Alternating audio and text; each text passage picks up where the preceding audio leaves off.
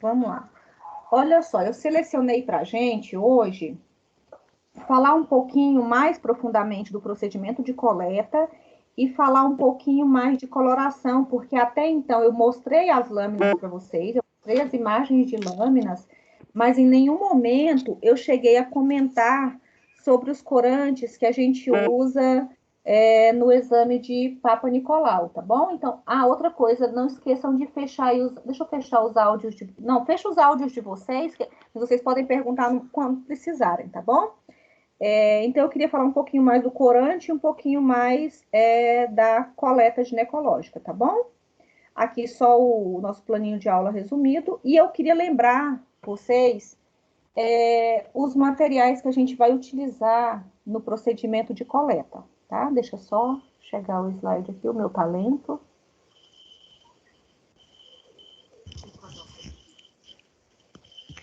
Aqui, ó. Nessa imagem aqui, eu separei uma imagem que tivesse basicamente os materiais que eu preciso para o procedimento de coleta ginecológica. Do lado de cima, onde está escrito espéculo, eu tenho os espéculos. Eles são utilizados para abrir a parede vaginal. Todos os materiais que nós vamos utilizar, eles são descartáveis, eles não são reutilizáveis, tá bom? Usou, jogou fora. Os espéculos, hoje, eles são feitos de material acrílico, tá? Então, a gente usa e joga fora. Especificações sobre ele é porque nós temos espéculos aí de 3 tamanhos, P, M e G, e essa variação de P, M e G depende também do fabricante. E a gente escolhe o tamanho do espéculo para coleta, geralmente de acordo com a estatura, com a altura da minha paciente, tá? Então, PM ou G, dependendo da altura da minha paciente. Particularmente, eu acho que o M se adequa a qualquer paciente, eu acho que dá para trabalhar com ele. O espéculo P, eu acho um espéculo muito pequeno mesmo, ele acaba não alcançando o colo do útero, e o G, por sua vez, eu acho que ele, dependendo do fabricante, ele é um pouco exagerado e acaba incomodando bastante a paciente. Outra coisa importante é que os espéculos, eles vêm lubrificados de fábrica, ele já vem com gel lubrificante de fábrica, tá? Ele vem com plástico envolto nele e aí a gente retira esse plástico, então ele é lubrificado. A lubrificação serve justamente para a gente conseguir introduzir esse espéculo na paciente sem lesionar a parede vaginal, sem abrir fissuras na parede vaginal, porque, por exemplo, uma paciente idosa, ela tem o tecido vaginal um tanto quanto mais ressecado, porque ela acaba diminuindo muito a lubrificação natural. Então, o espéculo lubrificado me ajuda bastante. Mas eu trabalho em um serviço de saúde onde nós fizemos uma compra de um espéculo e ele não veio lubrificado de fábrica. O que eu faço, professora? Jogo fora? Não dá para usar? Como é que faz?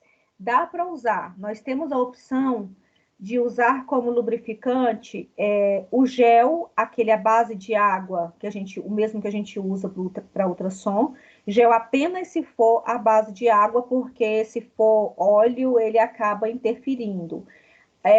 Lubrificar com água também serve, pouquinho, né? Gotejar, ou umas gotinhas mínimas de óleo mineral também não interferiria e também não causaria nenhum problema para minha paciente. São as opções que a gente tem, tá bom? As luvas, nós já conhecemos. Essa pinça que está escrito pinça de Charon aqui, que vocês vão enxergar aí na imagem de vocês, que mais parece uma tesoura, não sei se vocês conhecem. A gente utiliza essa pinça, não a de aço inoxidável, igual está aí, mas eu uso ela descartável. Gente, tem um áudio aberto. Ana Paula, Ana Paula. Desliga o áudio, Ana Paula. O jantar para depois não comer bolo. Gente, alguém pergunta aqui, está com áudio ligado, desligar o áudio, que não vai aparecer nas nossas gravações. Obrigada. A gente usa aqui a tesoura de plástico, de material plástico, porque ela é descartável. Não é uma tesoura, ela é uma pinça. Serve para quê? Vamos imaginar que a paciente está com uma quantidade de corrimento muito grande, não, que está tampando o colo do útero, está muito sujo mesmo. Então, eu preciso retirar o excesso de secreção para que depois eu faça essa coleta. Então, eu coloco uma gaze na ponta dessa pinça e dou uma limpada. Eu tiro um pouco da secreção para que eu possa enxergar aí o colo do útero, tá bom? Aqui embaixo eu tenho uma espátula de madeira que eu dei, já falei dela para vocês, chama espátula de aire. De um lado, a ponta dela é arredondada e do outro lado é um desenho que lembra uma mãozinha fechada. O lado arredondado vai fazer a coleta da vagina e de fundo de saco. Vou mostrar isso na imagem para vocês. E o lado desenhado aqui com a mãozinha, ele corre, coleta em torno, em volta do canal endocervical. Do lado da espátula de aire, eu tenho a escovinha endocervical, que é essa aqui, ó, da haste bem grande, bem longa, e as cerdas dela lembram muito as cerdas daquele limpador de aparelho, que usou, quem já usou aparelho dentário, sabe que tem uma escovinha que limpa o dente. Ela é bem parecida, só que o aço da ponta da escovinha, ele é bem firme, ele não amassa, tá? Porque essa cerda aqui, ó, todo esse tamanho de cerda, que deve dar aí por volta de 1 centímetro e meio, ela vai ser introduzida no canal endocervical. Logo abaixo aqui da escova, eu tenho a lâmina. Eu, particularmente, prefiro a lâmina com essa ponta fosca aqui, do jeito que tá aqui. Eu faço toda a coleta na lâmina e a ponta fosca para identificação. Se serve de regra, vamos imaginar que alguém vai trabalhar com essa coleta em algum momento da vida, a identificação é sempre feita a lápis. Não serve etiqueta de identificação, não serve pincel, não serve caneta, apenas a lápis, porque quando eu for proceder à coloração, se eu utilizar qualquer coisa que tenha tinta, o álcool vai retirar a identificação da minha paciente. E aqui na citopatologia, lâmina sem identificação é lâmina de ninguém. Então, ela vai ser descartada se ao final da bateria de coloração ela aparecer sem identificação, ela não é de ninguém, ela não pertence a ninguém, tá bom? Cuba, gases e qualquer outra coisa é adicional, não há necessidade obrigatória de utilização, tá bom? Aqui, nesse slide, vai aparecer para vocês só o detalhe das amostras, e eu peguei essa imagem justamente porque tem o desenho certinho aqui da espátula de aire, que eu precisava mostrar para vocês, que é esse ladinho arredondado, e tem essa escovinha aqui, ó, endocervical, que tem o cabo azul, ela foi inventada porque dava a ideia de que ela fazia uma esfoliação. Quando eu coletasse as células endocervicais, eu conseguiria fazer com essas cerdas laterais aqui dela, tipo essa asinha, eu conseguiria fazer a coleta em torno do canal. Mas não foi uma escova que pegou bem para nós, pelo menos nós aqui no Brasil, a gente não trabalha com essa escovinha ginecológica. Do lado é o suave, particularmente, a gente usa quando não vai usar espéculo, quando não vai fazer coleta do canal, geralmente pacientes que não tiveram relação sexual ainda, eu vou fazer coleta com o suave. Ou se a paciente tiver, por exemplo, uma lesão externa e eu precisar coletar só dessa lesão, eu vou lançar mão do suave, tá bom? Aqui o fixador, eu já trabalhei a ideia de fixador para vocês. Não adianta eu saber fazer todo o procedimento de coleta ginecológica se eu não conseguir utilizar o meu fixador pós-coleta. O fixador ele tem que ser usado imediatamente após o procedimento de coleta. Não posso esperar a lâmina sofrer interferência do ar. Eu não posso esperar que essa lâmina seque, porque se ela secar no espaço onde houver ressecamento da amostra, ela não vai mais segurar o corante, ela não vai impregnar o corante.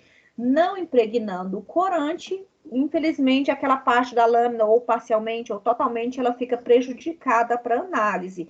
Não dá para ser analisada, tá bom?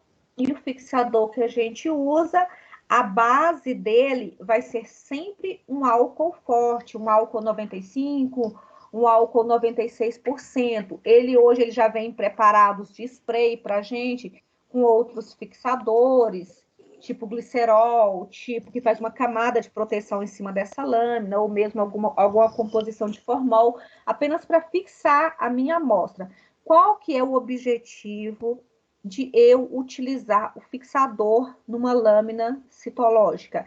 Eu tenho que manter a afinidade morfotintorial da minha amostra. O que é a afinidade morfotintorial? Eu preciso manter íntegra a capacidade da minha célula receber o corante e manter íntegra, para que eu possa fazer análise disso. E só quem consegue fazer isso para mim é o fixador, tá bom? Do lado de cá as lâminas e tem o coletor aí, que na verdade é o suporte, onde eu vou colocar as minhas lâminas ou a minha lâmina, tá? Depende se você vai coletar uma, se você vai coletar mais que uma, elas vão no suporte para que elas não se quebrem. Antigamente, o fixador, antigamente não, porque tem alguns locais que ainda trabalham assim. O álcool que fixava a amostra vinha dentro desse coletor e eu terminava de fazer a coleta e depositava a lâmina dentro do fixador. Também é uma possibilidade de fixação. Porém, eu acho mais difícil trabalhar com o fixador líquido dentro do coletor, porque corre o grande risco da minha paciente derramar esse coletor, esse líquido nos pertences dela. Então, eu tenho mais cautela. Eu prefiro o fixador em spray. São mais interessantes para a gente, tá bom? Aqui, a minha paciente deitada. Só um minuto para aparecer o slide para vocês. A minha paciente deitada em posição ginecológica. Exatamente essa posição que eu vou sentar para proceder à coleta da paciente. Lembrando, quando ela já está deitada em posição ginecológica, é muito interessante que você consiga, por exemplo, tomar a atenção dela. Eu acho que é o momento de você fazer aquela entrevista clínica com a minha paciente, né? Se ela está sentindo corrimento, se tem ardência, data da última menstruação já foi anotada, mas é bom confirmar, gravidez, número de partos, número de aborto, tudo isso é importante. Se no último exame teve alguma alteração, se ela fez algum tratamento prévio, se ela é esterectomizada, tudo isso facilita o procedimento de coleta e a análise do exame e também faz com que a paciente perca aquele pavor da situação e se concentre muito mais no que eu estou perguntando para ela, tá bom? Quando ela estiver deitadinha, a imagem que vocês vão ter é basicamente essa aqui, ó. Eu tenho um espéculo introduzido aqui na parede vaginal da minha paciente, e eu vou abrir esse espéculo, ele tem um parafusinho de lado, eu vou abrir esse espéculo de forma que eu consiga enxergar o colo do útero. Enxerguei o colo do útero, eu paro de abrir esse espéculo, tá bom? Eu posiciono ele de forma que eu preciso enxergar o colo do útero da minha paciente. Algum de vocês tem dúvida no que é um espéculo, no formato de um espéculo? Alguém já viu um espéculo ou não? Responde para mim. Ninguém vai me responder, vai ficar todo mundo calado. Eu vou mostrar para vocês, eu não sei se da casa de vocês dá para vocês verem. Um espéculo. Isso aqui, ó. Vocês veem? Isso aqui é um espéculo. Ele é descartável. Parece bem grande na imagem, né? Mas eu tô com um pezinho, ele é bem pequeno. É só na imagem que tá parecendo grande mesmo, tá? Do lado de cá ele tem um parafuso, ó. Tem um parafusinho que serve para abrir.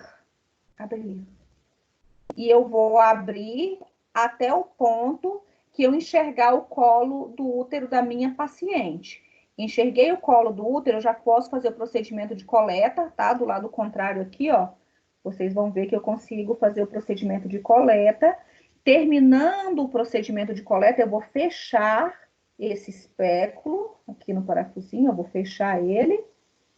Fechando, retiro, jogo fora, descartável, tá bom? Isso aqui é um espéculo que eu queria ter mostrado para vocês lá na aula. Só um minuto.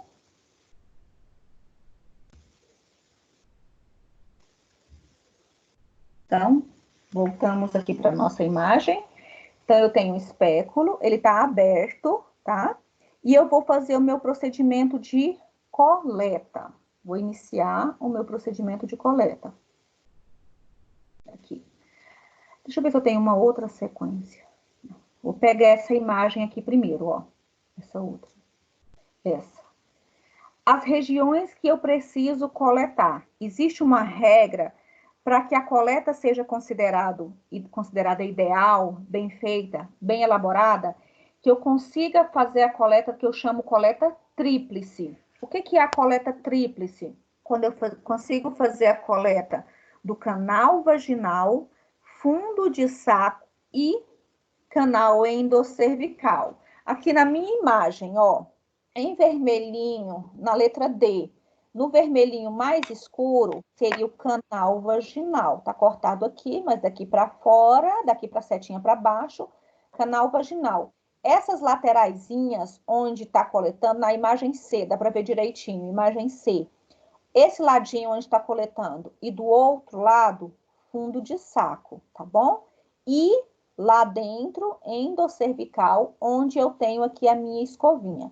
Agora vamos lá para especificações. Geralmente, o canal vaginal, eu consigo observar microbiota, se fosse o caso, se nós fôssemos fazer análise hormonal, seria do terço superior da parede lateral da vagina, tá bom? Do fundo de saco, que são as lateraisinhas aqui, ó, as lateraisinhas, ela é uma região muito controversa no que diz respeito à coleta. Por quê?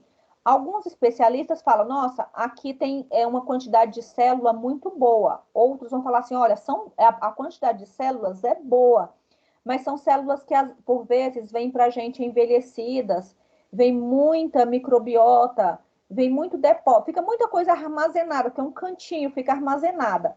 Porém, por ficar armazenada, de repente fica ali uma célula maligna que descamou naturalmente. Então, particularmente, eu acho que qualquer região deve ser coletada. Então, há controvérsias quanto à qualidade da amostra quando a gente usa aqui fundo de saco. Mas a gente sabe que, por regra, a coleta tem que ser vaginal, fundo de saco, endocervical, tá bom? Então, vamos fazer o procedimento de coleta. Vamos ter uma noção de como é que isso funciona. E aqui a imagenzinha tá ao contrário, eu vou começar do jeito que eu faço, tá bom? E vocês vão só prestando atenção. Eu começo coletando da região, da letra D, região vaginal, com aquela parte arredondadinha da espátula de Aire. O que eu faço? Eu passo em todas as regiões possíveis a minha espátula. Qualquer região que os meus olhos consigam enxergar, eu vou passar essa espátula, vou descamar naturalmente aquelas células daquela região, ok? Feito isso, eu vou lá na minha lâmina e faço a disposição dessa amostra. Agora eu mostro a lâmina para vocês. Volto e vou lá para a letra A. Viro a minha espátula, tá? Colhi fundo de saco também, tá bom? Eu colhi o C e o D. Depois eu volto com a minha espátula, só que com o lado arredondado dela. Encosto no canal endocervical, a partezinha mais alta, e faço um giro de 360 graus. Então, até o momento, eu coletei o quê? Coletei vaginal, coletei fundo de saco e coletei em volta do canal endocervical. Deposito isso na minha lana. Pronto, com a espátula de Aire, o que eu tinha que fazer, eu já fiz. Aí eu volto e pego a minha escovinha ginecológica, que eu preciso introduzir toda a cerda no canal endocervical. É aqui que a paciente vai falar para mim que ela está sentindo uma fisgada, está sentindo uma dorzinha, porque é aqui o local onde geralmente vai incomodar um pouco mais a paciente, tá? Mas todo esse procedimento de coleta vai menos que 5 minutos para isso aí. Introduzir essa escovinha no canal endocervical, faço um giro completo, retiro a escovinha. Lembrando que nessa escovinha tem nela agora as células endoscervicais. Lembra que elas são camada única. Se são camada única, se você introduzir novamente essa escovinha lá no orifício endoscervical, vai sangrar a minha paciente, porque eu já não tenho mais aquela camada celular. Outra coisa que vocês vão observar, que vai vir na escovinha, é a presença de um muco, de um gel, que serve para justamente tampar, proteger o canal endoscervical. Parece uma gelatina transparente, translúcida. Faz parte, é fisiológico. E esse material, ele é muito rico em celularidade. Então, não joga fora, ficou sujo, vou colocar de novo. Não, o que colheu, passou na lâmina, tá bom? Então, esse é o procedimento de coleta. Feito isso, retira a escovinha, retirei já a espátula de aire. Geralmente, quando eu tiro a escovinha, eu já fixo a minha lâmina, tá? Coloco no tubete, imediatamente eu fecho o espéculo da minha paciente, retiro, jogo tudo no lixo e levanto e posso pedir para minha paciente se levantar, tá bom? Aqui onde eu estava. Aqui, ó, é uma imagem do colo e da escovinha. Lembrar que eu preciso introduzir toda a cerda dela. O que mais me interessa de toda a coleta que eu fiz são as células endoscervicais, que vai estar ali na JEC, junção escamo colunar. É a junção dos dois tecidos endoscervical com tecido ectocervical. Eu preciso obrigatoriamente coletar essa junção, porque nós já trabalhamos o sentimento de que o HPV, que é o que me interessa, o principal precursor do câncer de colo de útero, ele gosta de fazer infecção, ele gosta de contaminar primeiro as células dessa região, para ele partir para outra região, tá bom? Aí aqui, não, já foi, deixa eu só voltar. Aqui. Aqui é a imagem da lâmina. E eu quero que vocês atentem-se de que, se você prestar muita atenção, nessa lâmina eu tenho uma amostra disposta de duas formas. Eu tenho a identificação aqui, ó, perto da pessoa que coletou. Ele tá passando a escovinha lá na ponta da lâmina e aqui, ó, parece que ele fez um vai e vem ao contrário, que não parece que é do mesmo jeito. E é exatamente isso, tá? Vou fazer aqui a imagem numa folha, só para vocês terem uma noção do que eu estou falando e o quanto isso é importante para o laboratório. Parece bobeira, mas não é bobeira, é muito importante, porque quando eu colo a lâmina, eu consigo ver exatamente a forma que foi coletado, tá bom? Exatamente. Eu preciso que seja bem feita. Identificação.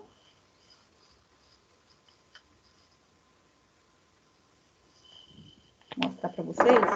A ideia é que eu preciso que tenha sido a coleta. E por que isso tem que ser assim? Porque essa regra parece bobeira, mas é muito real. Né? Então, peraí só um pouquinho. Olha a imagem. Vocês conseguem me ver já? Não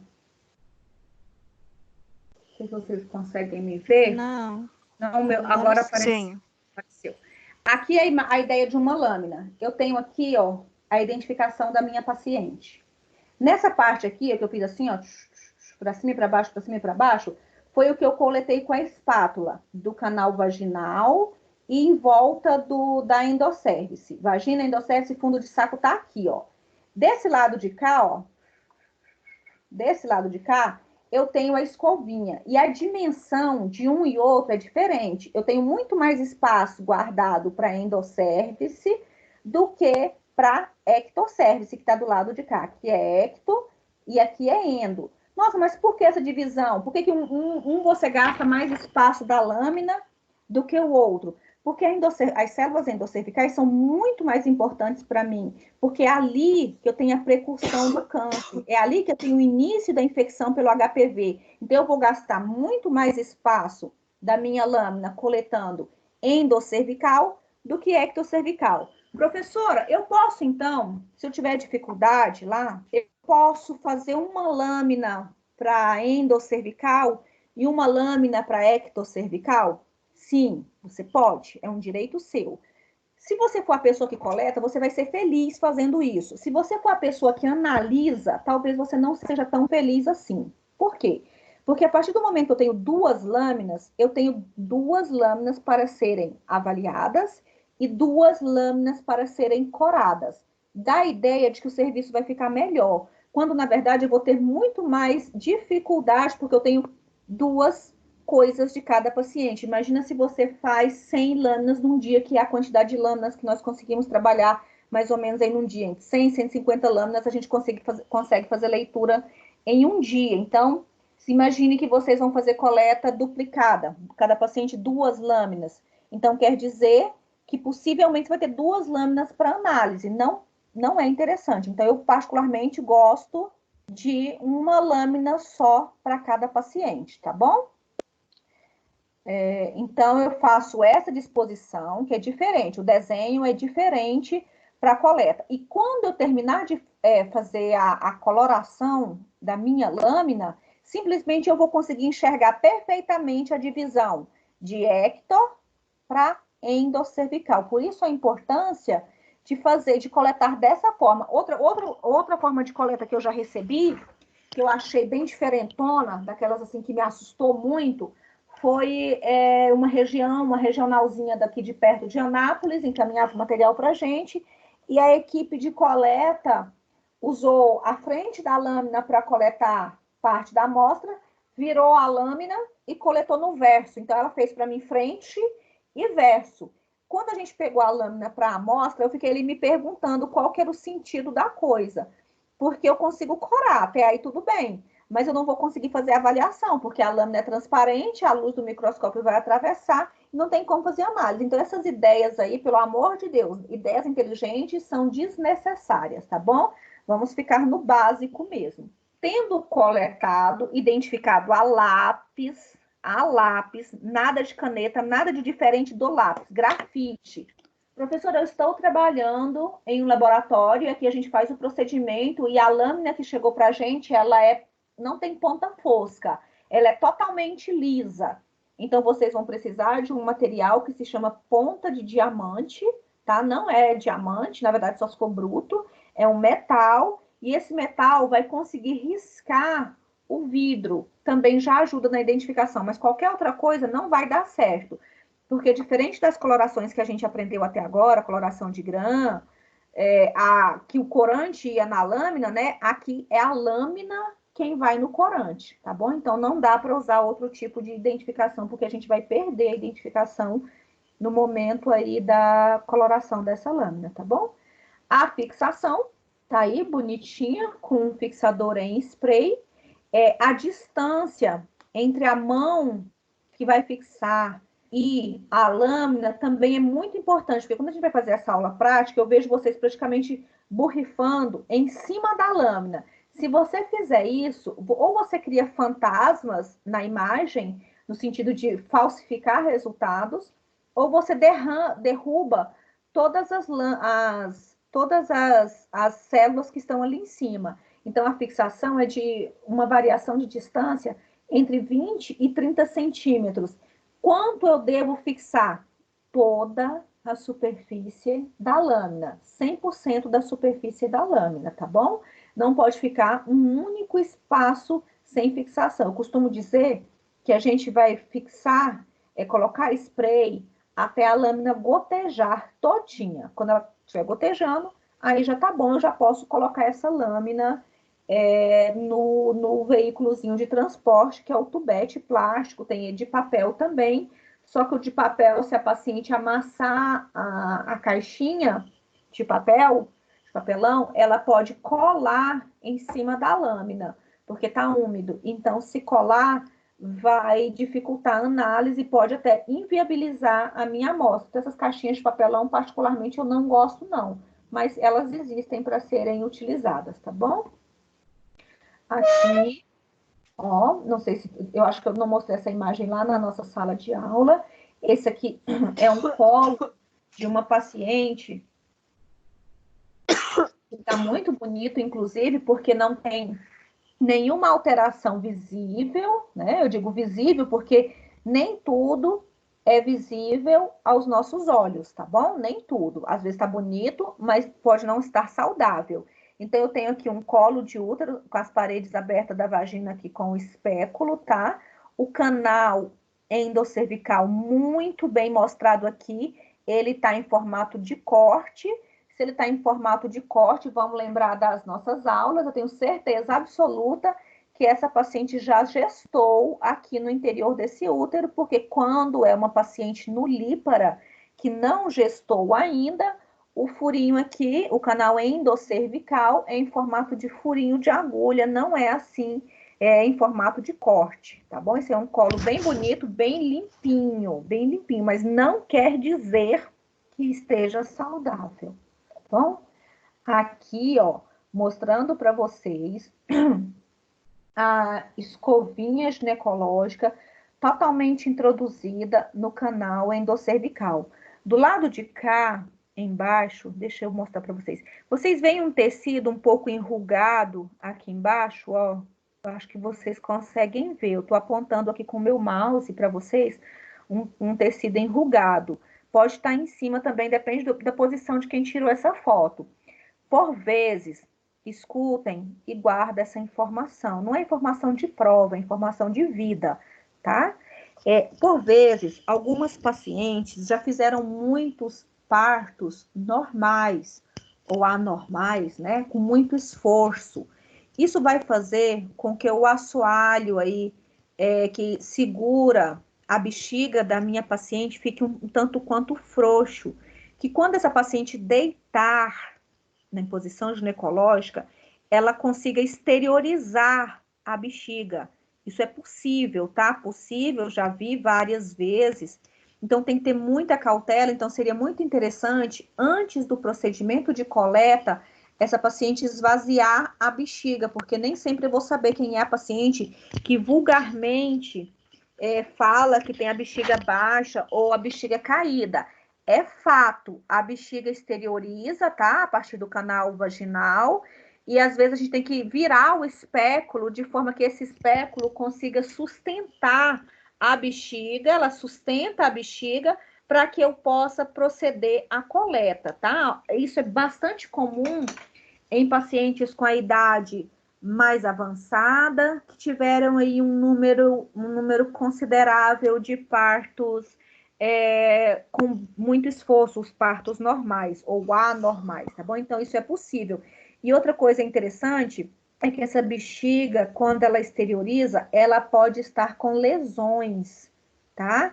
Ela pode estar com lesão na bexiga, então seria interessante você anotar isso na ficha da paciente, alertar a paciente, ou se ela for acompanhada de algum familiar, porque às vezes é uma paciente muito idosa, isso é interessante, e é bom fazer essa observação também no exame, não tem lugar, então seria interessante mesmo conversar com a paciente. E as lesões, para vocês não se assustarem, geralmente são lesões de contato com roupa íntima, acaba machucando aí o tecido da bexiga dessa paciente, e isso, ela particularmente, ela não sente dor, mas precisa ser relatado para ser tratado, tá? Tem como aí, procedimento cirúrgico, colocar essa bexiga de volta no lugar, porque incomoda bastante a paciente, se ela espirra, sai um volume de urina, se ela tosse, se ela ri, um pouco mais de força, acaba exteriorizando o líquido dessa bexiga. E no procedimento de coleta também, tá? Sai urina. Não sei se vocês já viram isso, mas não é uma situação muito incomum, não. É até relativamente comum, tá? E já puxando, vocês não vão perguntar, mas já puxando, algumas pacientes aí começaram a fazer algumas cirurgias mais com intuito pessoal, plástica pessoal, e do que levantar a bexiga. Então, teve uma época que as pacientes estavam fazendo demais a cirurgia de perine, não necessariamente por queda de bexiga, tá? Isso não é aceitável, não é interessante. Aqui é uma outra situação que eu quis mostrar para vocês, que vocês vão ver demais, que é a minha paciente usuária de DIU. Isso aqui na mãozinha aqui, ó, esse negocinho branco, é um DIU, tá bom? Esse aqui é um DIU, provavelmente é um DIU com contraceptivo, não é o de cobre, e nem o de prata. E ele é o DIU, é o dispositivo intrauterino, e ele é usado desse jeitinho que está na imagem anatômica aqui em cima, ó, com o objetivo de não permitir a subida aqui do espermatozoide para chegar no óvulo, tá bom? E o que eu vou ver desse DIU é esse fiozinho que está aqui do lado de fora, ó. Esse fiozinho aqui que gosta de ser colonizado pelo actinomyces. Então, não precisa assustar. Paciente que tem um DIU, eu colho da mesma forma dela, tá? Eu colho parede da vagina, colho fundo de saco, colho aqui em volta do canal e faço sim a introdução da escovinha ginecológica nessa paciente, sem problema nenhum. Nessa paciente aqui eu vou ressaltar que do lado de cá, ó, da parede vaginal dela, eu consigo ver o colo do útero tá limpinho, certamente ele foi limpo, né, com aquela gaze, com aquela pinça, para tirar essa foto, para fazer essa foto, mas a parede dela vaginal lateral, do seu lado direito, tá lotado de secreção. Embaixo, aqui, ó, fundo de saco, também tem bastante secreção. Então, isso aqui foi uma foto só montada, foi limpada, retirado o excesso da secreção, para fazer a foto, mas essa paciente está com bastante corrimento, tá? Paciente com excesso de corrimento, eu não preciso de corrimento para fazer a análise, porque qualquer tanto de célula que eu tirar, já vai vir a amostra aí do agente causador, tá bom? Então, eu posso retirar esse excesso com uma gase sim e coletar e proceder à coleta normalmente, tá? Aqui é uma amostra do colo de uma paciente com uma cervicite crônica, com uma infecção aí no colo do útero crônica, e eu quero chamar a atenção de vocês, que é uma infecção que faz com que o colo do útero fica muito avermelhado, muito mesmo, tá? Mas a olho nu, em nenhum momento eu vou afirmar que isso aqui é o que a equipe de enfermagem gosta muito de chamar de... esqueci o nome que eles dão, está com uma ferida. Está com uma ferida no colo do útero. Por quê?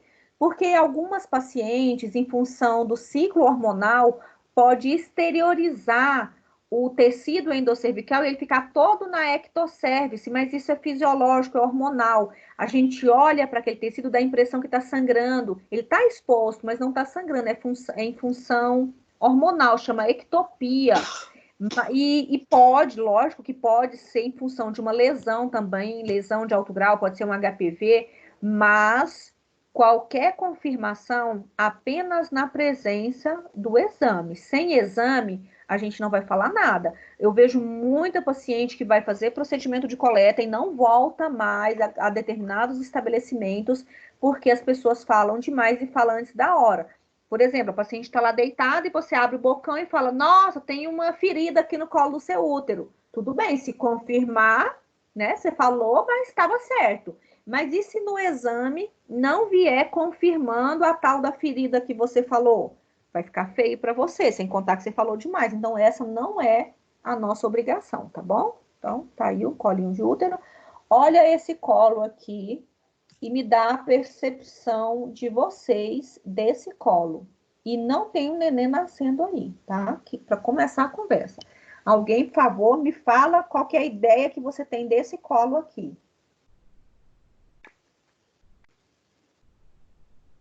Gente, alguém fala comigo, fala que eu te escuto. Nathalie, Amós, estou chocada. Algum tipo de infecção? Talvez? Amós? De colo de útero? Uma infecção? Nathalie, É? você acha É que isso? eu tô acusando? Olha Porque aqui pra... quando eu olho ele, parece que ele tá machucado, ferido, né? Não Quem sei. tá falando que tá machucado? Michele. Michele. Mas você acha que tá só machucado, Michele? Cala a boca, Não, Michele. eu acho assim, ao meu ver, eu acho que é como se fosse uma infecção generalizada ou talvez algum câncer no colo do útero, alguma coisa assim do tipo. Tem tempo edema. Grosseiramente falando, bem grosseira mesmo. Não me dá a Aham. impressão que tem uma coisa nascendo lá de dentro? Uma pereba nascendo, grosseiramente falando. Não dá, não dá, É, não dá a isso. impressão que tem uma coisa nascendo de dentro para fora? Sim, sim. Pois é, meninas, isso aqui não é só uma inflamação ou uma infecção, tá bom? Aqui a gente já tem lesão, tá? Isso aqui, ó, já é uma massa tecidual crescendo a partir do canal endocervical. Isso aqui é a prova de que uma lesão vai começar lá no canal e vai crescer ou para dentro ou para fora. Aqui é como se fosse tudo que eu tô falando é a grosso modo, tá bom?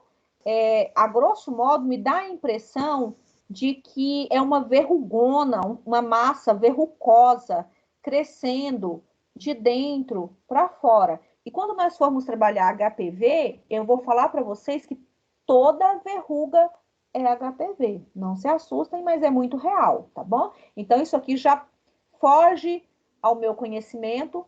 Isso aqui já é padrão. A gente vai fazer a coleta ginecológica normal, bonitinha, com direito à observação. Se a gente pudesse tirar foto, seria maravilhoso, mas não é o caso ainda, tá? Ainda, só na colposcopia. E nós vamos enviar ao laboratório. E o laboratório vai dar a resposta para a gente que isso aqui já é célula anormal e não é inflamatório ou infeccioso. Uma coisa inflamada e uma coisa infeccionada ainda são boas. Aqui não. Aqui nós já passamos dessa situação há bastante tempo. Aqui provavelmente trata-se de uma lesão maligna, onde possivelmente essa paciente perdeu todo o útero dela, tá? Dependendo aí da dimensão dessa lesão dela, mas é bem possível que ela tenha perdido todo o útero, tá? Isso aqui é maligno, não é benigno mais, tá bom? Ah, e outra coisa, bem lembrado. Professor, essa paciente está sentindo alguma coisa? Porque está feio. Está sentindo alguma coisa? Não, gente, ela não está sentindo nada. Geralmente isso aí é indolor. Sabe qual que é a queixa da minha paciente?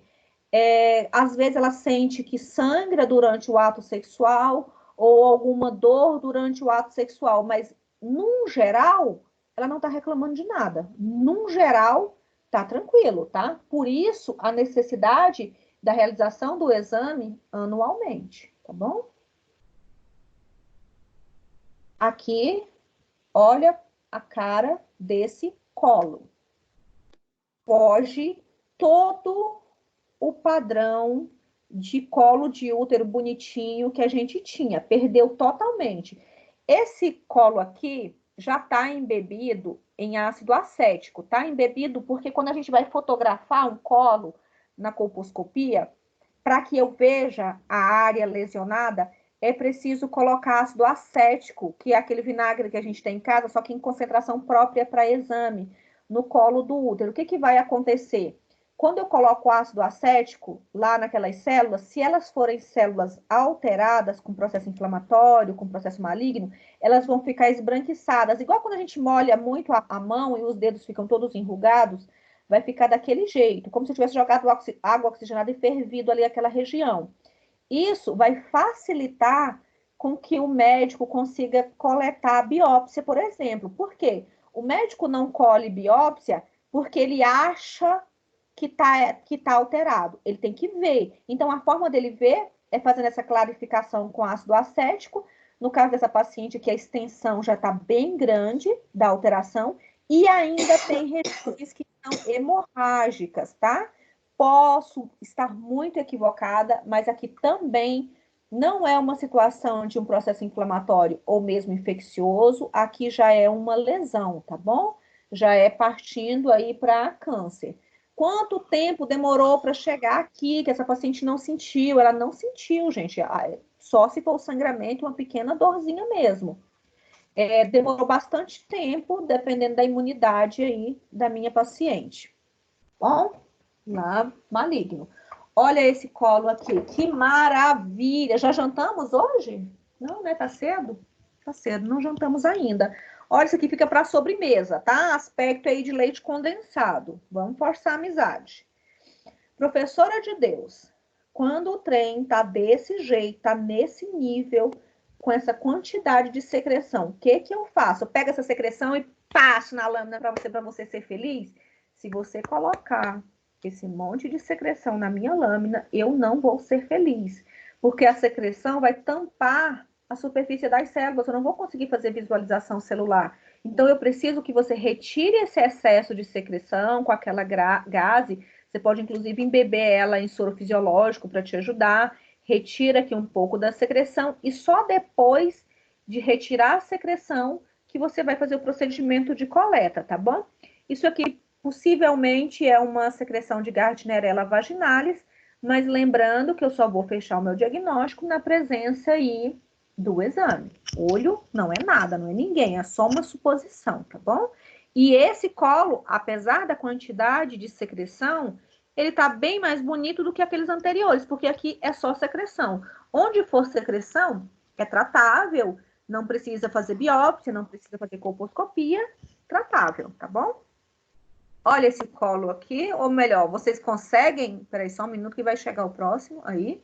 Conseguem enxergar para mim aí, localizar o colo dessa paciente? Sabe onde ele tá? E tem tecido na parede, do lado de cá, esse tecido enrugado, tecido, ó, da parede vaginal, um monte de secreção. E o colo, não sei se vocês estão vendo, mas o colo tá aqui em cima, ó. O colo tá bem aqui. Se não tiver equivocado, o canal tá nesse lugarzinho aqui, ó. Olha como o útero da minha paciente muda de posição, tá? Muda de posição. Aí eu vou posicionar o meu espéculo de forma que eu consiga fazer a coleta. Aqui tem um excesso de secreção também. É muito interessante retirar esse excesso de secreção para não recobrir a minha lâmina. Esse aqui já não é Gardnerella, como eu tenho a presença de grumos aqui, ó. Provavelmente deve se tratar de uma candidíase. Provavelmente, não é regra absoluta, é possível que seja, só com a microscopia, só com o exame, para que a gente possa confirmar isso aí, tá bom? Esse aqui é um colo que tá mais bonitinho, tá sujo, tá com secreção, mas tá bem mais limpinho, e eu consigo ver aqui, ó, todo o envoltório aqui do colo, e consigo ver o canal muito perfeitinho. Aí me fez recordar de uma situação. Pacientes com útero retrovertido, útero virado. Gente, é possível. Aí a coleta, talvez eu não consiga encontrar o canal endocervical que eu preciso tanto. Então, por mais que eu me esforce, eu revire essa paciente de cabeça para baixo, como o útero dela é virado, é ao contrário, talvez eu não consiga aí visualizar o canal endocervical. Então, essa coleta para mim não é muito interessante. Mas com o tempo a gente acaba pegando as manias, aí, as dificuldades e acaba aprendendo a coletar até mesmo dessa paciente. Eu não peguei, mas eu acho que essa é a última imagem de útero. Então eu vou voltar nela para te lembrar uma pergunta que vocês fizeram para mim em sala de aula. Se a paciente for uma gestante, se ela for uma gestante, nos primeiros meses de gestação, eu não consigo ver o aumento do volume desse útero. Às vezes não é muito visível aos meus olhos. Mas no segundo trimestre em diante, o volume já é bem considerável. E às vezes eu não consigo nem mesmo colocar todo o espéculo no canal vaginal. Eu coloco metade do espéculo e eu já consigo visualizar o colo. São nesses casos que lembra que eu falei para vocês? Só se você realmente fizer muita questão de coleta endocervical, não há necessidade. Vamos lembrar que se mesmo for um câncer aí, possivelmente essa paciente não vai começar o tratamento durante a gestação, então não vai resolver muito problema. Então, tem alguns clínicos que ainda gostam dessa coleta aí durante a gestação, mas a grande maioria faz no início e não faz só quando passa mesmo a gestação, porque não faz muito sentido, né? Mas como algumas pacientes fazem muita infecção de repetição, talvez esse fosse mais o caso de fazer a coleta ginecológica da gestante, tá bom?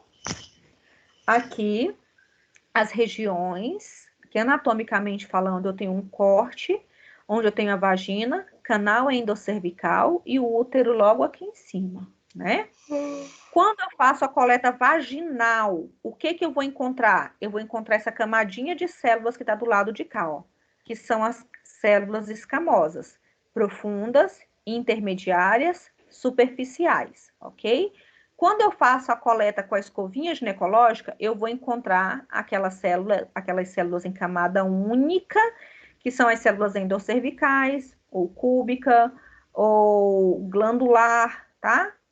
Essas são as células que eu vou encontrar. Aqui só mais um desenho das células, vou passar direto. Coletei, fixei a minha amostra. Próximo passo, coloração de lâmina. A coloração de Papa Nicolau, diferentemente de todas as outras colorações que a gente trabalha, ela não tem como base um único corante. Aqui eu tenho 3 corantes e uma sequência muito grande de hidratação com água e desidratação com álcool, tá bom? Então, a grosso modo, vou pular aquele lá e já volto nele. A grosso modo, de forma bem simplificada, essa aqui seria uma coloração bem simples, não exata, mas bem simples de Papa Nicolau, onde a lâmina vai ser depositada nas cubas, tem um bercinho, uma grade que nós colocamos ela aqui dentro, primeiro no álcool para remover aquele fixador que eu coloquei, depois eu hidrato em uma sequência de água torneiral, não precisa ser filtrada. Primeiro corante que eu vou utilizar é a hematoxilina de Harris, depois água de novo, etanol, depois o segundo corante que é o Orange G, desidrato de novo, e é uma sequência, não é só um não, tá? Depois eu explico. Depois o terceiro corante, que é o EA, pode ser o EA36, EA50, geralmente a gente trabalha com EA50. Depois uma longa sequência de desidratação, e por fim eu coloco num clarificador que chama Xilol, e eu bato um spray automotivo nas minhas lâminas. O spray automotivo vai me dar a garantia de que essas lâminas vão continuar viáveis por anos, tá? Spray automotivo é transparente. Voltando aqui na coloração, por que 3 corantes diferentes? Porque eles têm funções diferentes, tá bom? Eu tenho o corante número 1, que é a hematoxilina de Harris. A hematoxilina de Harris é um corante roxo, bem roxo mesmo, só que ele só sabe corar, só cora o núcleo de todas as células e a microbiota, tá? Então, todas as bactérias são coradas com hematoxilina e todos os núcleos de todas as células de qualquer natureza. Que cor que isso vai ser para mim, então? Roxo, tá bom? As células endocervicais, as glandulares, também se coram em roxo. Então, elas vão corar com a hematoxilina, ok? O Orange G, que é um corante alaranjado, que geralmente vai dar uma tonalidade rosa, roseada aí para as minhas lâminas, para as minhas células. Cora especificamente citoplasma de células superficiais. Então, eu espero que as células superficiais sejam rosadas. Outra coisa que o Orange G cora é a cândida. Então, se eu tenho fungo, ele vai ser corado com o Orange G. Citoplasma de células superficiais, Orange G. E o outro corante, o terceiro corante, que é o EA. Aqui eu coloquei EA50, mas tem vários números de EAs, tá bom? O EA vai corar o quê? O citoplasma das células intermediárias e vai corar também o tricomonas. O EA50, ele tem uma tonalidade de verde, tá bom? Cora células intermediárias e tricomonas. Então, a base da minha coloração é hematoxilina, que é roxa, Orange G, que ele vai corar as minhas células de rosa, e o EA, que vai ter uma tonalidade verde. Então, essa é a base da minha coloração, que vai dar todas as tonalidades de cor. Mas uma coisa que vocês não podem esquecer de forma nenhuma. Essa é a ideia básica da coloração. Porém, qualquer modificação no meio celular vai alterar a afinidade tintorial das minhas células. Ela vai perder a afinidade tintorial. O que eu estou te dizendo? Eu estou te dizendo que se a paciente estiver com um processo inflamatório, um processo infeccioso, uma candidíase, uma infecção por Gardnerella, qualquer coisa, muda a afinidade da célula pelo corante. Então, a cor da célula não pode ser usada para afirmar o diagnóstico de que tipo de célula é. Quem define o tipo de célula é o núcleo dela, é o tamanho dela, não é a cor do corante, porque qualquer coisa faz as minhas células perderem ou modificarem a afinidade tintorial, tá bom? Aqui é a nossa sequência de coloração. E aqui a ideia que eu tenho de uma coloração perfeita. Nossa, o mundo é perfeito. Uma célula pequenininha aqui, ó. Uma célula pequenininha. Que... Peraí. Achei um pincel aqui, perdido. Vou voltar lá. Aqui uma célula superficial. Não escreve. Uma célula superficial, o núcleozinho dela bem pequenininho e ela tá corada em quê? Em rosa, que é o meu sonho de consumo, que o corante pega em todo mundo. Aqui em cima uma intermediária e ela está com o núcleo roxo, como a regra manda, e tem um citoplasma esverdeado, como a regra manda. Mas isso é apenas regra, tá bom? Não vai servir para todo mundo. Aqui eu tenho um número muito grande de células superficiais. Eu vou chamar elas de eosinofílicas, porque elas ficam eosinófilas, que é a rosa, né? A maioria delas estão rosas, mas vocês vão ver que tem uma ou outra aqui, ó, que elas são puxadas para o verdinho, azuladinho, que elas estão sendo coradas com o EA e não com o orange G, tá? Então, eu tenho aqui células basicamente, a grande maioria delas são superficiais, mas eu tenho algumas que são intermediárias, tá bom? Então, quem está corando aqui? O núcleo está sendo corado pela hematoxilina de Harris. O citoplasma das células superficiais com o orange G e o citoplasma das células intermediárias com o EA. Aqui, mais uma coloração perfeita, núcleo corado roxinho, as células rosinhas superficiais, esverdeadas as intermediárias, leucócitos sempre vão se corar aqui, ó, em roxinho, tá? Aqui não tem, aqui parece uma pseudoífa, mas não vou afirmar que está muito longe. Aqui não é a cor perfeita, mas as intermediárias eu posso chamá-las de cianófilos em função da cor, porque elas ficam aí esverdeadas. Aqui não dá para ver porque é uma imagem preto e branco, o núcleo está bem corado com a hematoxilina e o citoplasma deveria estar esverdeado. Nessa imagem aqui fica mais bonito para a gente ver, tá? Onde eu tenho as em verdinho, azulada que vocês vão enxergar aí, são intermediárias, as rosinhas superficiais. Lembrando que em nenhum momento eu vou colocar a cor como padrão principal para eu definir quem é quem. Quem define o padrão de maturidade da célula é o tamanho do núcleo, ok? Essas aqui, endocervicais, coradas em roxinho, citoplasma muito escasso. Lembra que as endocervicais são aquelas que eu vou coletar com a escova ginecológica, tá bom? E elas vão descamar geralmente em blocos. Lembra um favinho de mel ou um cocá de índio, dependendo da forma que eu vou olhar. Do lado de cá, eu tenho uma célula intermediária, tá? Eu tenho uma célula intermediária, onde eu tenho o núcleo bem corado e o citoplasma também bem corado com o EA. Aqui, uma imagem, espera só um minuto. Aqui uma imagem de células endocervicais, bem desenhadinhas, lembra bem o favinho de mel, e do lado dela eu tenho a disposição de células ectocervicales. Nessa imagem aqui, turma, nessa imagem, vamos imaginar que a gente está fazendo uma atividade. Nessa imagem aqui, eu realizei uma coleta bem feita, eu fiz uma coleta tríplice, usando como base só essa imagem. Vocês conseguem me responder? Alguém me ajuda? Eu acho que coletou sim, professora. Quem está falando comigo? Nathalie. Nathalie. Por que, Nathalie? Porque a gente tem as intermediárias, tem as...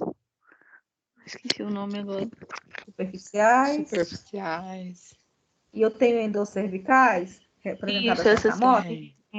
A Uhum. tríplice, na verdade, é quando eu colho ecto e endo, não é? Eu tenho a representação de células ectocervicais e de células de células endo e de células ecto? Tenho, não tenho?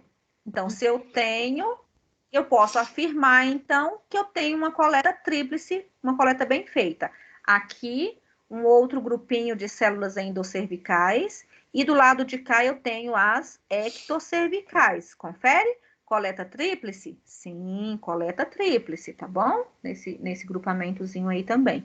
Todas essas imagens eu deixei com a seta para vocês conseguirem enxergar em casa, tá?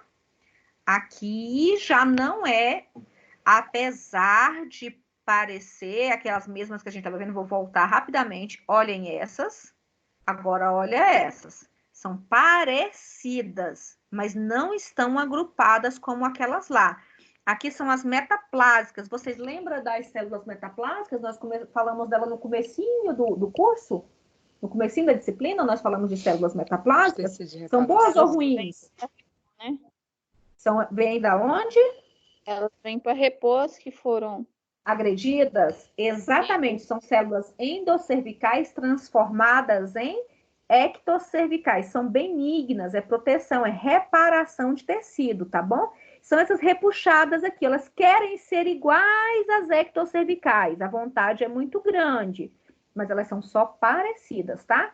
Essa imagem aqui que tá com uma setinha preta, que dentro delas, no interior delas, tem um tipo um alaranjadinho, bem discretozinho, vocês conseguem ver? Um alaranjadinho. Isso aqui são células que no interior, são células intermediárias, com interior rico em glicogênio. Quando elas são ricas em glicogênio, dão essa aparência de alaranjadas dentro dela. Também tudo benigno, tá? Tem uns núcleos desnudos, soltos aí, tá? Na nossa imagem. E tem, por exemplo, a presença de polimorfonucleares, que são as patinhas, são os leucócitos aí na nossa imagem, tá bom? Aqui, todas as 4 imagens são imagens que mostram metaplasia pra gente, tá bom? Aquela imagem que a gente acabou de ver, peraí só um pouquinho que vai aparecer para vocês. Aquela que a gente acabou de ver. Do lado de cá, essas arredondadinhas também são metaplásicas, tá bom? Na letra C, todas essas mais escurinhas são metaplásicas, só que aqui eu tenho a presença de sangue, todas essas manchas vermelhinhas são sangue, tem que chamar atenção para quando a gente for falar de malignidade, tá bom? Essa letra D aqui, eu tenho uma ovalzinha aqui, onde eu tô mostrando com a setinha aqui, onde é célula metaplásica, mas tem várias outras. Então, a metaplasia pode vir de várias formas para a gente. O que não é válido? Confundir com células malignas, tá? Porque metaplasia é bom, é a transformação de um tipo de tecido em outro frente a uma agressão, tá? No nosso caso aqui, é a transformação de células endoscervicais em células ectocervicais. Geralmente comum em processos inflamatórios, processo infeccioso, tá bom? Aqui, essas bem pequenininhas aqui no meio, onde eu não consigo... Deixa eu chegar para vocês, peraí. Aí, chegou. Ô, sono, Jesus Cristo, essa quarentena vai acabar com vocês, hein? Essas pequenininhas, esse aglomerado aqui no meio, ó, são endometriais, não são endoscervicais. A diferença é que elas são menorzinhas. E outra coisa, As endometriais também vai corar principalmente com a hematoxilina, elas são bem roxas, tá? Aqui eu tenho o Orange G, aqui eu tenho o EA5EA, tá? E aqui dentro, todos os núcleos são hematoxilina de Harris e essa aqui também é hematoxilina de Harris. As endometriais só vão estar presentes para mim de forma natural, de forma fisiológica, até o 14º dia do ciclo menstrual. Após o 14º dia, elas começam a serem consideradas patológicas, tá? Em pacientes menopausadas, também são consideradas patológicos o encontro aí de células endometriais. Então, eu só vou afirmar que são células endometriais se eu tiver muita certeza. Se eu não tiver, eu não posso fazer essa afirmação, porque se eu falo que são endometriais, eu estou afirmando que o endométrio da minha paciente está descamando. Então, tem muito cuidado com isso, tá bom? Aqui, o epitélio atrófico, deixa eu ver se tem uma imagem melhor do que essa. Essa aqui tá mais bonita, ó. Vou deixar essa segunda imagem que é mais bonita. Volta. Aqui, o epitélio atrófico é a pior imagem, no sentido de que ainda é benigno, mas é a pior imagem que a gente vai ter. Total, aqui eu tenho um número muito grande de células profundas, tá? E essas células profundas, por vezes, a gente pode achar que são malignas pela cor do núcleo, pelo formato do núcleo, pode me chamar muito a atenção. Então, seria muito interessante maturar esse tecido para depois fazer análise, tá? Isso aqui é um tecido de uma paciente menopausada, onde ela já não tem mais aí a produção hormonal de estrógenos e progesterona, e as células predominantes delas são todas profundas, são células basal e parabasais. É um epitélio bem fino, ele sangra fácil, tá? Na hora de colocar o espéculo tem que ter muita cautela. O formato da célula é aquele ovinho frito, mas acontece que o núcleo e o citoplasma, eles quase que se igualam aí nos tamanhos, tá? É uma imagem feia para diagnóstico, mas não é maligno. Aqui, após parto, poderia perfeitamente ter usado aquela mesma imagem de atrofia. Lembra? Pós-parto, a tendência da minha paciente é que ela entre em atrofia profunda, porque eu vou ter aí uma predominância da prolactina. Mas, como eu expliquei em sala de aula, se a paciente tem vida sexual ativa, essa atrofia não vai durar muito tempo, ela volta para o ciclo hormonal normal. Então, isso aqui é a imagem de livro, onde aquela paciente pós-parto teria o predomínio principal de células profundas, tá bom? Ali no pós-parto. Aqui, calma, aí, esse grupamentozinho corado e alaranjado são aquelas nossas células intermediárias.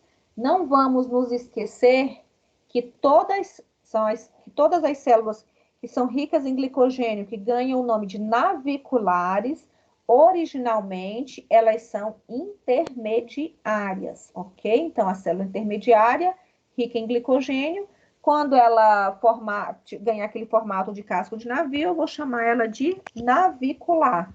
Comum na minha paciente na segunda metade do ciclo menstrual e totalmente comum na minha paciente durante a gestação. Também fisiológica, tá bom? Aqui só algumas alterações que eu já mostrei para vocês, só para confirmar a coloração, não é o processo. Aqui a citólise, eu tenho os núcleos corados com hematoxilina, e eu tenho o citoplasma corado aqui com o EA, porque são padrão de células intermediárias. E toda a microbiota aqui, os palitinhos, todos corados com a hematoxilina, tá bom? Que são os bacilos de Doederlein. Aqui, um padrão de Gardnerella. Lembra que Gardnerella é aquela mãozinha cheia de areia em cima da minha célula, que vou dar o nome de clucel, ou célula-alvo, ou célula indicadora. E como a microbiota é corada com hematoxilina, que é roxa, a tendência é que as minhas células fiquem todas com aspecto arroxeado, independente aí se ela é intermediária, se ela é superficial ou se ela é profunda, tá bom? Esse é um padrão de coloração. Aqui também um padrão de coloração por Gardnerella, só que aqui está arroxeado, mas eu não sei se no seu computador você consegue ver, toda essa areia que está em volta da imagem, ela está corada em roxinho, né? O padrão é de coloração da hematoxilina. Na superfície das células, não sei se você consegue, vamos pegar essa célula aqui, na superfície dela, todos os grânulos, que são bactérias que estão em cima dela, também aí tem o padrão de coloração da hematoxilina. A cândida não está tão bonita, eu acho que tem uma segunda imagem, deixa eu só passar essa primeira. Espera aí. A cândida, nessa imagem aqui eu vou mostrar, mas eu acho que na próxima tá melhor. Lembra que a cândida eu falei que ela cora com orange. Se ela cora com orange, a cor que eu quero encontrar é rosa. Então, todos esses palitinhos aqui, ó, corados em rosinha, tudo isso aqui são pseudohifas de cândida, mas eu acho que tem uma imagem mais bonita que essa. Aqui, que é aquela mesma que eu usei na aula anterior. Lembra que eu estou te focando no padrão de coloração, não é na microbiota. Depois a gente volta e faz uma aula de revisão dessa microbiota, tá bom? Aqui, ó, todas as pseudohifas coradas em rosinha. Agora eu consigo compreender. Todos os núcleos corados em roxo, citoplasma de célula superficial corado em rosa, citoplasma de célula intermediária corada, e eu não sei se vocês enxergam o esverdeado ou a azuladinha, mas esse é o padrão de coloração. As leveduras coradas em rosinha também, tá bom? E aqui é um amaranhado, não dá pra gente definir quem é quem, mas é um amaranhado aqui de células. Aqui, o tricomonas, eu falei agorinha que o tricomonas cora junto com as células intermediárias, ele cora em verde. Nessa imagem aqui tá maravilhoso de ver. Todas essas pintinhas verdes aí, ó, isso é um banquete, tá?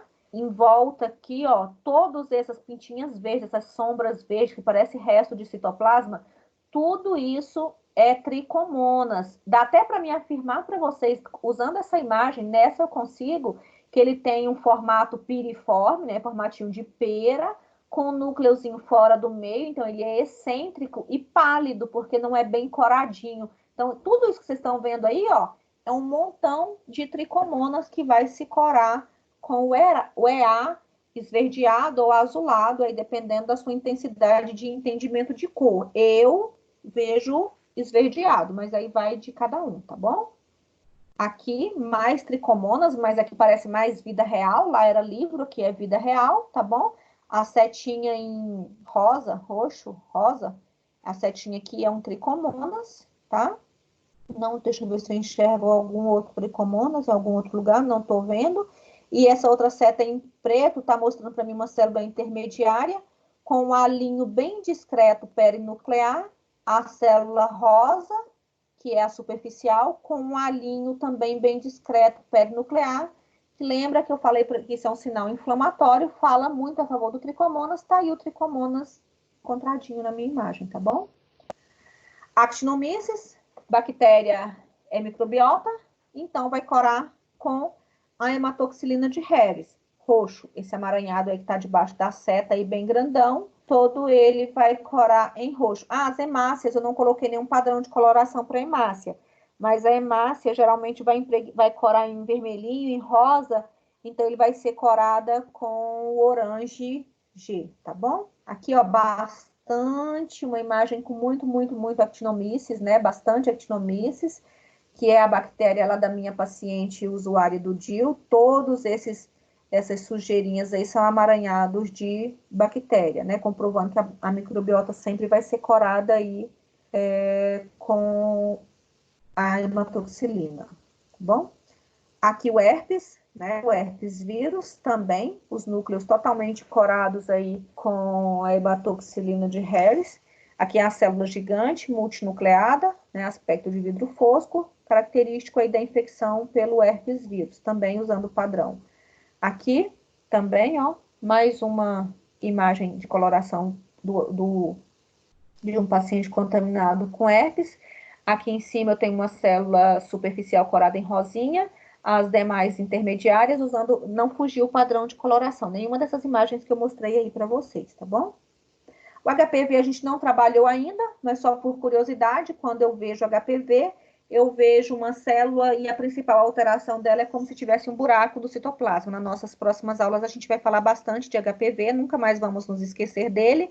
Isso aqui seria o padrão de coloração de uma célula com HPV.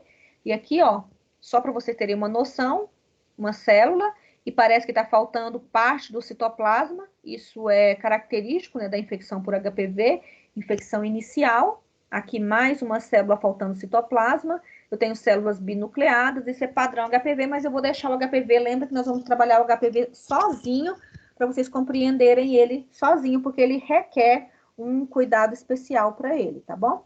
Só padrão de coloração. Ah, isso aqui eu nunca comentei com vocês. Encontrar coisas aberrantes no nosso exame, é possível? Sim. Isso aqui é um ovo de enteróbios vermiculares. Vocês já fizeram relação parasita e hospedeiro, né? E parasito com líquidos também, eu acho. Aqui é um ovinho de enteróbios vermiculares. A pergunta que não quer calar é o que esse ovo estava fazendo numa secreção vaginal. A resposta é não sei, não sei. Mas a gente encontra, tá? Essas coisas assim. Só quero ressaltar que ovo não tem patinha para andar. Alguém colocou ele lá, tá bom? Não vou alongar. Vocês usem a imaginação de vocês. E aqui é uma microfilária, tá? Isso aqui é um parasita sanguíneo que causa elefantíase, é a Wucheria bancroft. E também, isso aqui é um esfregaço de secreção vaginal. Paciente muito mesmo parasitada, a gente acabou encontrando aí uma larvinha de Wucheria que a gente tem que encontrar. Encontrou, tem que ser relatado. É absurdo, mas a gente relata, tá? São coisas assim aberrantes, não é cotidiano, mas encontrou, tá encontrado, tem que relatar. Aqui já é um caso mais grave do que o ovinho lá, porque isso aqui é um parasita sanguíneo, que os danos são maiores, então há necessidade muito grande de relato, porque se a paciente já faz tratamento, beleza. Mas se ela não faz ainda, de repente é uma luz aí para iniciar o tratamento dessa paciente. Lembrando que essa não é a região de encontrar esse parasita, mas como é um parasita sanguíneo, se a paciente estava aí super parasitado, né, vai saber. Tudo bem? Tranquilos aí? Estão respirando, gente? Estão respirando? Porque eu tô. Tranquilo, tranquilo. Tá tranquilo? Tá tranquilo? Então, eu separei umas imagens para vocês aqui, e aí vocês podem abrir os áudios de vocês, né? Eu vou perguntar, tá? Porque eu consigo ver os nominhos de vocês. Nós vamos fazer uma atividade? Lógico que não está valendo nenhuma nota, lógico que não. É só para a gente ver se a gente está enxergando mesmo, porque nem sempre eu consigo ter certeza que vocês... A dona agora começa a sair da sala sem falar comigo, não, viu? Olha só. Alguém por ligeira e espontânea pressão, poderia me dizer o que tem na imagem 1, que tem a setinha 1A1, qualquer pessoa. Não tem nada. Gardnerella, professora? Nathalie, Gardnerella, alguém dá mais? Amós? Herpes? Quem falou herpes? Ana Paula. Ana Paula. Herpes para Ana Paula. O chute está indo longe, hein? Quem mais? Adriene, Aloísio, Andréia. Cadê você, Andréia? Gente, alguém, por favor, só tem um herpes e uma Gardnerella por enquanto aí na imagem 1, númerozinho 1, tá? Não são as outras. Que tem aí? E quando eu mostrar para vocês, vocês vão brigar comigo. Alguém, qualquer pessoa, mas... Não? Vai ficar todo mundo fingindo demência? Tá fingindo demência? Então, olha aqui para minha... Eu acho que vocês vão conseguir ver a minha setinha, ó. Vou esperar a minha setinha aparecer. Aqui. Tá vendo os fiozinhos envoltos aqui, ó? Fiozinhos. Tá vendo um monte de fiozinhos corados em rosa? Sim ou não? Consegue ver uns fiozinhos? Sim. Sim? Olha, bem pertinho da imagem. Um monte de fiozinho. Palitinho. Tá vendo? Sim. E aí tem um monte de bolotinhas que parece dar a impressão de uma arvorezinha aqui dentro, ó, um monte de bolotinhas. Aí eu vou trocar o nome. Aqui são pseudoífas e aqui leveduras. de Cândida. Nem é Gardnerella, nem é herpes, tá bom? Tudo bem? Então, É qual esse? Cândida? Cândida, tá bom? Eu tenho pseudoífas e tenho leveduras de Cândida. Tudo Tá bem? ruim a imagem aqui no celular. Tá. Ah, tá vendo no celular. Então, anotem e depois, quando vocês pegarem a imagem sem ser na aula, vocês fazem as anotações de vocês, tá bom? Tá bom. Aqui embaixo, na 2.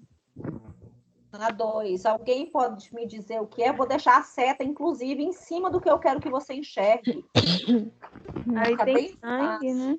Tem sangue, isso já é um começo. Tem sangue, verdade, muito. O que mais que nós temos? Vamos dar característica? É uma célula um pouco grande, não é? É grande? Parece que dentro dela tem muitos núcleos. Vamos dar uma olhadinha aí com muito carinho. Tem muitos núcleos dentro dessa célula? Sim. Sim. Então, Sim. a célula gigante multinucleada? Ela é uma célula gigante multinucleada. Eu consigo focar? Não. Então, isso aqui é característico para mim de herpes, tá? Célula gigante multinucleada e os núcleos ficam querendo moldar, assim, lembrando um mosaico, tá? Tem uma outra do lado de cá, menorzinha, mas também é célula de herpes, tá? Do ladinho de cá, ó. Tô com a setinha em cima dela, bom? Posso ir para a próxima? A 3, tem alguma coisa ou não tem nada? Tem duas coisas na 3. Tem areia, tipo areia, não é? Bom, tem tipo areia. Se tem tipo areia, se chama Gardnerella. Mas ela tem Gardnerella. outra coisa. Vocês já viram essa imagem também.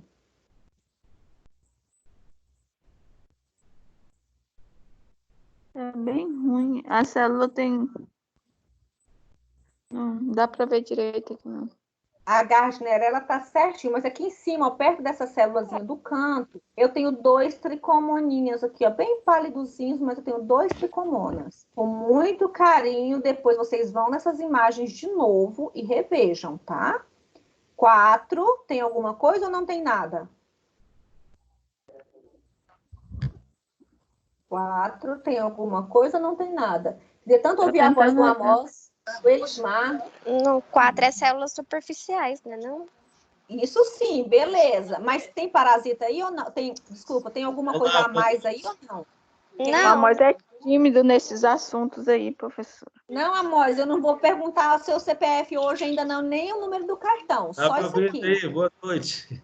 Boa noite. O Elismar. Ai. E aí, Elismar, o que a gente tem aqui? Células superficiais, mas em cima das células superficiais tem alguma coisa? Em cima das células superficiais eu tenho uma areia, assim, assim. Eu não tô vendo, não. Gardnerella vai estar com muito carinho. Vocês vão pegar essas imagens depois, junta com a imagem do áudio. Vocês vão estudar, tá bom? Vão olhar com muito carinho, fazendo zoom bonitinho lá para estudar. Aqui, mais atividades, ó. Nessa aqui tá muito mais fácil. Bem fácil essa pergunta, tá até escrita para vocês. Tipo celular predominante aí nessa imagem. Predominante, aqui tem mais. Qual é o tipo celular que está predominante aí? Superficial. Superficial. Oh, muito bem. Qual material foi utilizado para coleta? Escovinha ou espátula? Essa Espátula? é a escovinha, não é? Não, é a espátula. A espátula. Qual região? Ecto ou endo? Ecto ou endo? Se você coletar com a espátula, é ecto ou é endo? Ecto.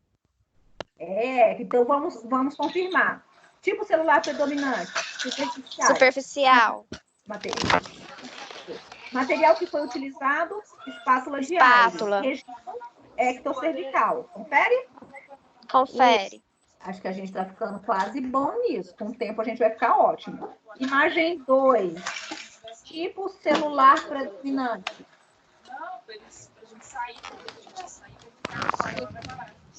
Profundo. Basal, né? Basal Basal. e parabasal, né? Basal e parabasal, quem dá mais? Quem dá mais? Se eu ajudar e falar assim, nossa, mas lembra tanto um favinho de mel, tem até umas que tem uns pelinhos, são ciliadas, ou então elas descamam assim, tipo... tem uma chamada... Tá intermediária? Não, próxima opção. Outro. Quais são as células que descamam um favinho de mel? Basal e parabasal, né? Não, endocervicais. Coletei com o quê? Escovinha. Qual amostra? Endocervical, tá bom? Nós estamos precisando revisar aquele conteúdo do início do semestre. Estamos precisando, padrão celular, tá bom? Mais uma vez, qual tipo celular nós temos aí nessa imagem? Peraí, vai passar para vocês, vai chegar em vocês. Aí. Nessa imagem, qual tipo celular eu tenho aí? Dá para todo mundo errar junto. Intermediário. Tem superficial? Tem. Tem. Olha a minha Tem. setinha. Superficial, olha a minha Sim. setinha. Intermediária, ok? Certo. Esse equipamento que tá aqui, ó, favinho de mel. Quem é esse equipamento?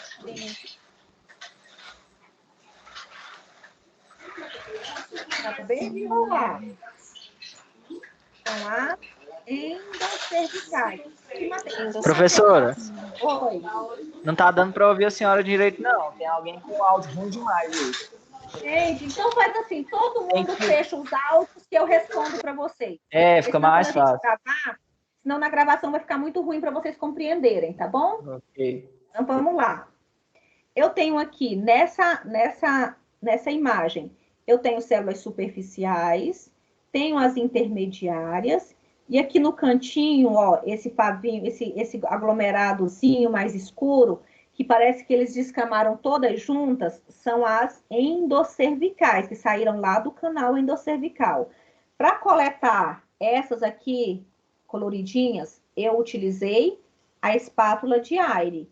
Para coletar essas aqui do aglomeradozinho, eu coletei com a escovinha ginecológica. Aqui é coleta tríplice, tá bom? Qual região que está presente? Está presente aqui a ecto e a endocervical, tudo bem? Outra imagem, aqui, ó, tipo celular predominante nessa imagem. Aí, aqui, eu consigo ver que eu tenho aqui muitas células, aqui, ó, muitas células intermediárias, com o núcleo aqui ativo, que eu consigo enxergar o nucleolo. Aqui eu tenho algumas superficiais, tá bom? Então, eu tenho intermediárias e tenho superficiais. O que está dentro do círculozinho em vermelho são as hemácias. Qual que é o significado disso? Pode ser um sangramento durante o procedimento de coleta. E pode ser também que a minha paciente estava menstruada durante o procedimento de coleta. Por isso, a quantidade de sangue. Quando eu for falar de malignidade, eu vou dar um outro sentido para essa presença de sangue, tá bom? Mas, por enquanto, pode ter sido o procedimento de coleta, né? Machucou, lesionou durante o procedimento de coleta, ou pode ser sangue aí do sangramento menstrual, tá bom? Essa aqui é uma imagem que essas células repuxadas, peraí que vai chegar para vocês, peraí, aí. Essas células repuxadinhas assim, ó, são aquelas que parecem ser, tá? São metaplásicas, e o significado desse encontro, desse achado, é que são células que estão reparando o tecido. O tecido está sendo agredido e elas estão se transformando endocervicais, se transformando em ectocervicais, para ajudar aí no tecido que está sendo o quê? Agredido, tá bom? É benigno, não é maligno. Aqui, Tipo celular predominante. Coloquei essa imagem justamente porque qualquer pessoa não vai conseguir me dizer qual é o tipo celular predominante, porque todas essas pintinhas que vocês estão vendo aí, todas elas são leucócitos, tá? Então, eu tenho um processo inflamatório muito intenso, ou então a pessoa que coletou pegou aquele excesso de secreção e passou na minha lâmina. Então, dá essa característica, ó, recobre as minhas células, recobre toda a minha amostra. O significado clínico desse achado é um processo infeccioso ou inflamatório muito exorbitante, impossibilitando a minha análise. Aqui não dá nem para me falar o que tinha, porque eu tenho muito leucócito. Se não achar nenhuma região dessa lâmina que dê para ser analisada, que não esteja com excesso, vai ter a necessidade aí de uma recoleta, tá bom? Tudo bem, meninos? Para o momento, eu vou parar de gravar para a gente começar as nossas perguntas, tá bom? Eu acho que para gravar já até aqui tá ótimo, para não ficar muito pesado lá para a gente. E aí a gente faz as perguntas, tá bom?